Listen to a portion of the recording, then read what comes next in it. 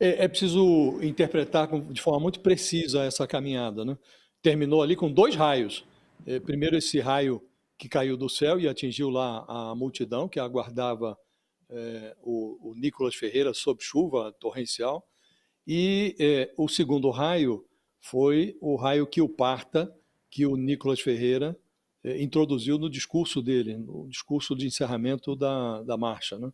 Esse raio que o parta caiu sobre a cabeça de um dos luminares do Centrão, que é o presidente do Senado, Davi Alcolumbre, e sobraram estilhaços para o Supremo Tribunal Federal, para o Alexandre de Moraes. O Nicolas discursou para uma plateia estimada pelo monitor político da USP em 18 mil pessoas, como você realçou, Natália, não é pouca gente, e ignorou num primeiro momento as vítimas do raio que caiu das nuvens, depois ele foi ao hospital, porque estava levando paulada nas redes sociais por ter ignorado as vítimas, né? E foram 72 pessoas atendidas ali no local, 30 das quais tiveram que ser hospitalizadas. Mas ele preferiu se concentrar no discurso, nesse primeiro momento, se concentrar nos ataques contra o chamado sistema. Então ele cobrou do Davi Alcolumbre o destravamento das CPIs, dos casos do assalto dos aposentados e do Banco Master, mencionou que aquela suspeita de repasses do careca do INSS, que é a estrela dos desvios da folha de aposentadorias do INSS, para o Fábio Luiz Lula da Silva. Ele disse lá, você vê pessoas como o filho do Lula tendo mesadinha, enchendo o bolso de dinheiro, citou o vínculo financeiro da advogada Viviane Barsi de Moraes com o Daniel Vorcaro, disse lá que o país precisa saber o que aconteceu para que a mulher de um ministro do Supremo tenha contrato de 129 milhões de reais com o Banco Master. Então, havia um pano de fundo da marcha do Nicolas, que era a anistia do Bolsonaro. Todo mundo sabe que esse objetivo é inalcançável. O próprio Nicolas sabe disso. Mas a meta real, essa foi plenamente atingida. E qual foi a meta real? O Nicolas e as pessoas que o seguiram nessa marcha, eles sabem que a força bolsonarista nas redes sociais, ela não vem da moderação, ela vem do radicalismo. Então, o deputado e todos os que o acompanharam nesse empreendimento, eles se esmeraram nos 240 quilômetros de rodovia que eles percorreram, em Minas Gerais, em Goiás, eles se esmeraram em produzir postagens ácidas enquanto percorriam essa estrada toda, né? E o Nicolas está mais interessado, Natália, em salvar o seu próprio perfil. Interessa ao Nicolas preservar a fidelidade desse eleitorado radical. Ele prefere manter o estilo histriônico a endossar o discurso moderado, que agora é ostentado até pelo Flávio Bolsonaro, que tenta atrair o Centrão para o seu projeto presidencial. Então, entre os vídeos instagramáveis de beira de estrada, entre os feridos do raio brasiliense, salvou-se, nessa marcha do Nicolas, a retórica antissistema.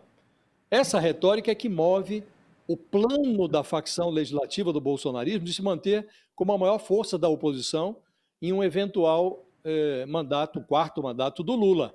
Então, eles querem preservar a força no Congresso Nacional. Estamos em ano eleitoral e ele mostrou que tem potencial para isso. Essa força ainda está pulsando na sociedade, inclusive com financiamento, porque lá estavam caminhões à disposição desse movimento do Nicolas, um palanque montado em cima de um dos caminhões, ônibus que trouxeram caravanas de diversos estados para ouvir, para compor essa claque de 18 mil pessoas. Não é pouca gente, né? Então, essa força que deriva do bolsonarismo de rede social, esse bolsonarismo instagramável ainda é muito pujante, e o Nicolas quer preservar isso. Esse foi o objetivo, e esse objetivo foi alcançado. Bolsonaro livre, isso é uma quimera, mas o objetivo era outro e foi alcançado pelo Nicolas. É muito importante você trazer a dimensão aqui das redes sociais, que a gente não pode deixar de falar quando fala de Nicolas Ferreira. Eu aproveito para deixar aquele convite para quem quiser essa análise minuciosa do Josias também por escrito nas nossas colunas aqui no UOL, pelo QR Code que aparece na tela. Vocês conseguem assinar o UOL Plus, ter acesso a todos os benefícios que vêm junto com a assinatura e, é claro, acessar todos os textos e análises dos nossos colunistas e convidados por aqui. A gente vai para um rápido intervalo. Quem está acompanhando a gente na TV, corre para o YouTube que a conversa com o Josias segue por lá. Josias, aproveitando o espaço aqui do intervalo, acho importante a gente sempre destacar também um pouco a questão do que temos de regramento hoje em dia, né? O Felipe trouxe muito bem para a gente os paralelos do que está sendo remontado com o Nicolas Ferreira, e nessa discussão do que ele quer, tem-se também a questão da idade, né? Nicolas tem minha idade, ele precisa ter 35 anos para concorrer à presidência. A gente pode ver isso mudando daqui para frente, ali até 2030, no caso, para frente? O objetivo do PL, do Partido Liberal, do Valdemar Costa Neto, em relação ao Nicolas, é muito ambicioso, né? O Nicolas hoje é um puxador de votos para essa bancada que escora a sua retórica histriônica nas redes sociais, e há mercado para isso na seara eleitoral, né? Há mercado para esse tipo de parlamentar. Então, o PL enxerga nessa movimentação do Nicolas uma oportunidade para vitaminar a sua bancada. Interessa ao Valdemar Costa Neto, que é o dono do PL, reforçar a bancada na Câmara, porque é dali que vem o dinheiro da Caixa Registradora do PL, que hoje é a mais pujante, é a maior Caixa Registradora, porque foi puxado pelo Bolsonaro, e o Bolsonaro criou esse estilo que foi mimetizado pelos parlamentares que o seguem, e hoje o PL é a maior força de oposição no Congresso Nacional. E é com base no número de parlamentares da Câmara, a representação do partido na Câmara, que é definido o tamanho do fundo eleitoral e do fundo partidário.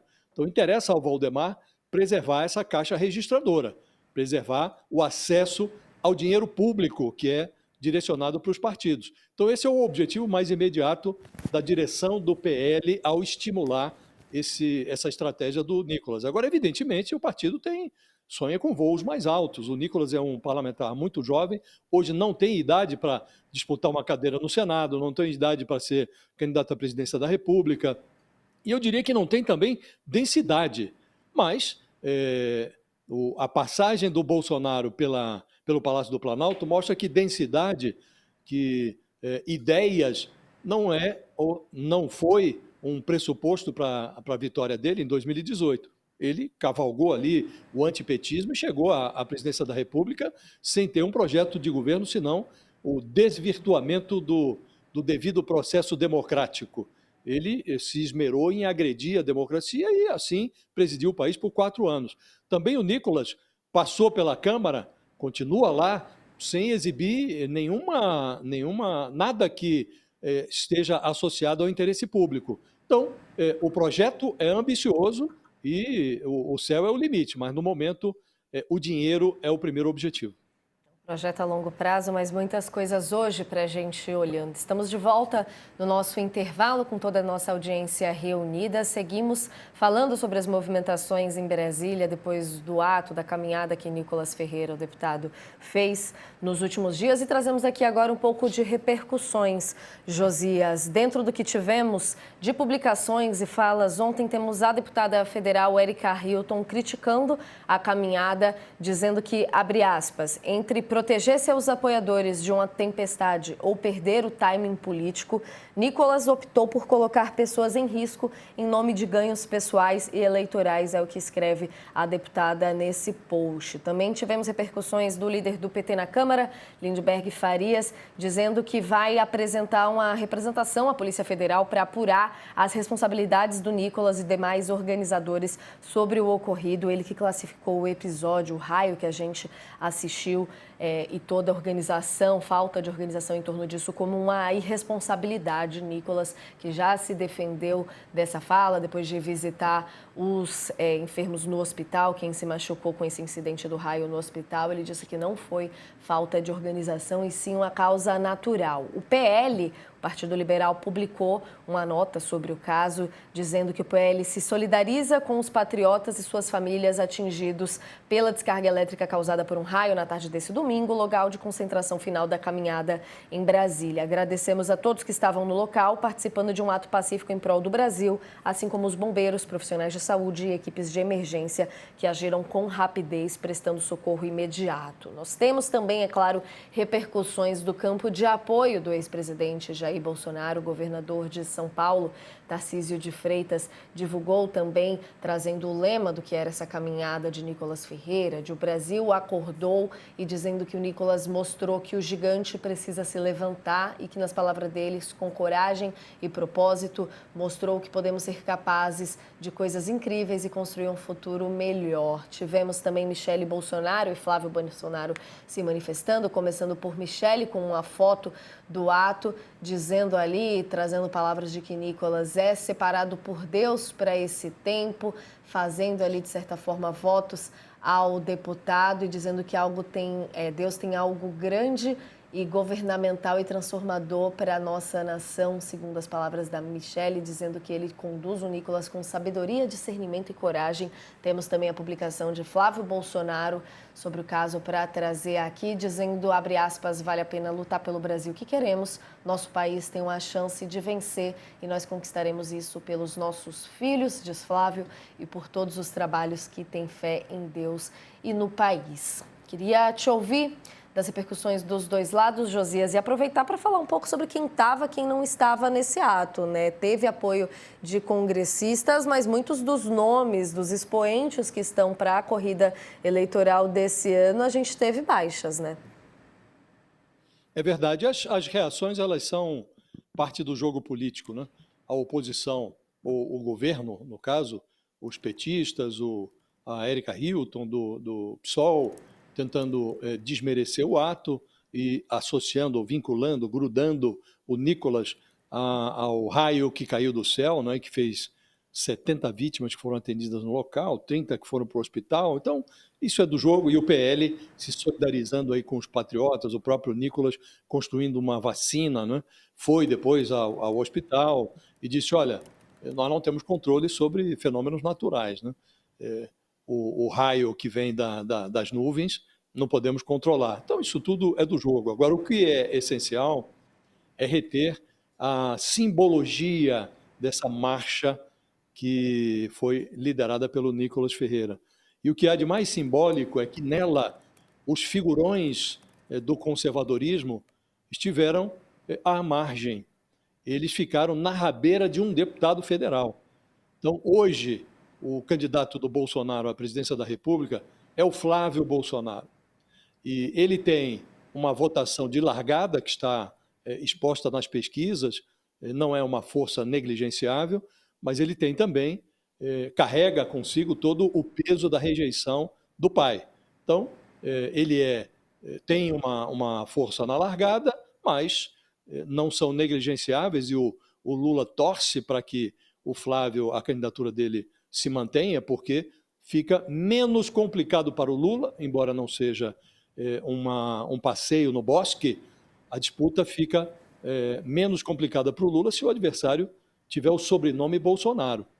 Agora, impressiona muito, porque nós estamos vivendo uma fase em que os candidatos a herdeiro do espólio do Bolsonaro, o Tarcísio de Freitas, o Ronaldo Caiado, o Romeu Zema, o Ratinho Júnior, esses governadores que sonham ou sonharam com o Palácio do Planalto, eles são candidatos a suceder o Bolsonaro, mas não conseguem se livrar do histrionismo do Bolsonaro, do que há de negativo em relação ao Bolsonaro. Se tornaram reféns do Bolsonaro.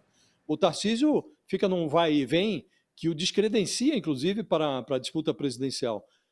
Agora ele vai visitar, essa semana ele visita o Bolsonaro. Ele virou um refém. E todos ficaram à margem. Essa marcha não considerou os interesses desses personagens, nem mesmo os do Flávio Bolsonaro, que estava em Israel lá, se batizando nas águas do Jordão, mimetizando um comportamento que o pai adotou na campanha presidencial de 2018. Né? E se houve alguma coisa relevante nessa marcha, foi a impressão de que o bolsonarismo radical, se não dispõe de votos para eleger um outro presidente da República, ainda é muito forte para fazer uma bancada no Congresso Nacional. Então, se a coisa caminhar como prenunciam as pesquisas, e, insisto, hoje antecipar resultado de eleição com base em pesquisa é como exercitar uma quiromancia, né? Não dá para adivinhar, mas, mantida a lógica das pesquisas, o Lula tem mais chances de se reeleger para um quarto mandato se o adversário, do outro lado, for o Flávio Bolsonaro, mas não são nem um pouco negligenciáveis as hipóteses de se manter no Congresso Nacional o mesmo cenário que nós temos hoje. Elege-se um presidente, uma corrente ideológica e uma bancada muito forte da corrente adversa. Então, um presidente progressista com um Congresso absolutamente conservador. Então, essa marcha do Nicolas mostrou que o bolsonarismo radical ainda dispõe de força, pujança, para fazer uma bancada muito forte no Congresso. E esse foi o objetivo do Nicolas Ferreira e dos parlamentares que o acompanharam. Exibir essa força, vem das redes sociais, que se materializa nas urnas e que tem boa chance de resultar numa bancada forte do conservadorismo no próximo governo, seja ele liderado por. Independentemente do presidente que está por vir, o Congresso, a chance de termos um Congresso talvez até mais conservador do que é muito grande.